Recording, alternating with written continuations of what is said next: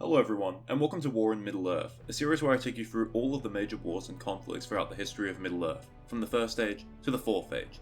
In this episode, we look at Gondor's wars against Umbar and Harad, led by the heirs of Castamere. For centuries, these rival powers would duke it out, leaving Gondor desperately clinging to the remnants of its old empire. In the previous episode, we looked at the Kin Strife, a 15-year-long civil war that would devastate Gondor, leaving many of the Dunedain dead by their own hands. But even though Eldacar took back his throne, throwing down the tyrannical Castamere the Usurper, the victory was rather hollow. The most grievous loss that Gondor suffered was that of its fleet, which defected to the Sons of Castamere and sailed south to Umbar, establishing a new, independent realm and becoming the first Corsairs of Umbar. Due to the loss of Umbar, Gondor's influence over the Haradrim, who had paid tribute to Gondor for the last 400 years, suffered a major blow. Things didn't kick off right away though. Gondor was weakened but still powerful, and although Umbar controlled the seas, Gondor's armies were still undefeated. Eldacar's reign came to a peaceful end in 1490 of the Third Age, and he was succeeded by his second son, Aldemir. His eldest son, Ornandil, was killed in the Kin Strife. Under Aldemir, Gondor continued on without any major wars, although Umbar was undoubtedly a threat to Gondor's coastlines and shipping. Finally, Umbar made its move around 1540, almost 100 years after Castamere's defeat. Umbar, likely still ruled by the Sons of Castamere, made an alliance with the kings of the Haradrim, who were eager to throw off Gondor's shackles. Together, they made war upon Gondor, presumably crossing the River Harnen into Gondor's territory. An aging King Aldemir responded with force, but Gondor suffered a setback and Aldemir was slain in that same year of 1540, aged 210. Despite the death of Aldemir, the war did not come to an end. Gondor was now ruled by Vinyarion, Aldemir's warlike son. Eager to avenge the death of his father, Vinyarion went on the offensive against the Corsairs and the Haradrim. Although we don't know the details of this war, we do know that it came to an end in 1551. In this year, Vinyarion crushes the Haradrim and renames himself Jarmendekil II, in honour of his ancestor who did the same thing. However, Jarmendekil II cannot retake Umbar, which remains a persistent thorn in Gondor's side. But the defeat of the Haradrim is welcome relief for Gondor. This relief lasts the rest of Jarmendekil II's reign, which ends in 1621, and thanks to him, things are looking upwards for Gondor. But this doesn't last very long. Jarmendekil II is succeeded by Menadil, who is reaping the benefits of his father's military victories. In 1634, nearly 13 years into his reign, Menadil visits the city of Peligir, formerly the stronghold of none other than Castamere himself. For Menadil, this is probably just a routine visit, but to Corsair spies in the city, it made for a perfect opportunity. The leaders of the Corsairs, Angamate and Sangayando, the great-grandsons of Castamere, are alerted of Menadil's presence in Peligir and immediately launch a daring raid. This raid is a huge success for the Corsairs.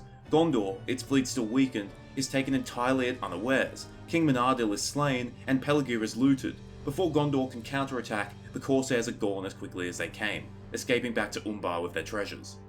Menadil's son, Telemnar, swears vengeance against the Corsairs, and immediately starts building up Gondor's fleet to deal with the Corsairs once and for all. But before this can happen, catastrophe strikes Gondor, and seemingly all of Middle-earth.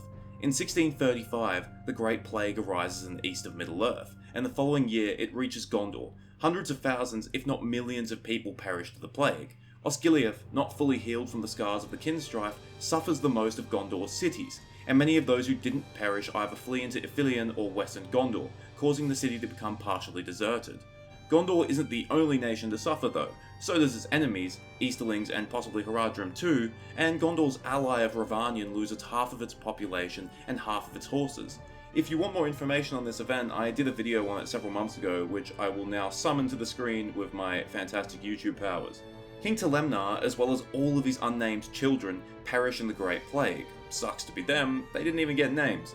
His reign is the shortest in Gondor's history, lasting a mere 2 years. The kingship now passes to Torondor, nephew of Telemnar. His father, Ministan, presumably dies during the plague. Torondor inherits a realm far weaker than any of his ancestors have had to deal with, and he can do nothing more but attempt to slowly nurse Gondor back to strength. Although he does not relinquish Gondor's outer territories, he does pull his garrisons back, including those in Mordor, leaving that land unwatched and unguarded. Gondor's eastern territories would survive for the time being, but Gondor's southern border of the River Harnen would quietly disintegrate, and soon enough, Harondor, which has been controlled by Gondor since the reign of Taranon Falastur over 700 years ago, would become a contested province between Gondor and Harad. Luckily for Tyrondor, Gondor's enemies are also recovering, and he has the first entirely peaceful reign since Atanatar II Alcurin. He also has the longest reign too, lasting 162 years, and this comes to an end in 1798. His son, Telummatar, is unwilling to sit idly by and let Gondor's enemies return with free reign. In particular, he has a bone to pick with the Corsairs of Umbar, who slew his great-grandfather Menardil when Telummatar was merely 2 years old. Furthermore, the Corsairs are now active once again, raiding Gondor's coasts as far west as Anfalas. In 1810, Telummatar launches his own surprise attack on Umbar, storming the city and retaking it for Gondor. In that victory, the last descendants of Castamir are slain, and for the first time since 1448, Umbar is back in Gondor's control. In honour of his victory, Telummatar adds Umbar the Kill to his name, meaning Umbar Victor. However, this victory isn't absolute, nor is it overly secure. Gondor's power is diminished due to the Great Plague, and it can no longer project its power like it used to. Umbar is far from Gondor's heartland, and this time Gondor does not have power over the neighbouring Haradrim.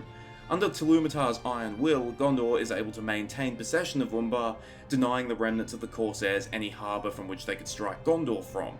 But even as Gondor's attention is fixed south, new enemies are arising on Gondor's eastern borders, enemies of the likes that Gondor has never faced before. Telummatar Umbar the Kill does not live to see them, dying in 1850 aged 218, but his descendants would face these new enemies, and for the first time during the Third Age, Gondor would face the existential threat of complete and utter destruction. But that's a story for the next episode. Thank you for watching. I hope you enjoyed it, or at least found it interesting. Although not exactly fleshed out, this is a neat little section of Gondor's history where a dying empire is desperately trying to hold on against ever-increasing odds. I'm actually surprised I managed to stretch it into a video this long, and I'm doubly glad I didn't even try to squeeze it into the Kinstrife video. I want to thank everyone for the kind comments that I've received in other videos. I do read them all. Some of them are full of passion, and that warms my cold, dead heart. Cheers, farewell, and remember, if you're ever feeling down about your life, just remember that the only noteworthy thing Telemnar did was die.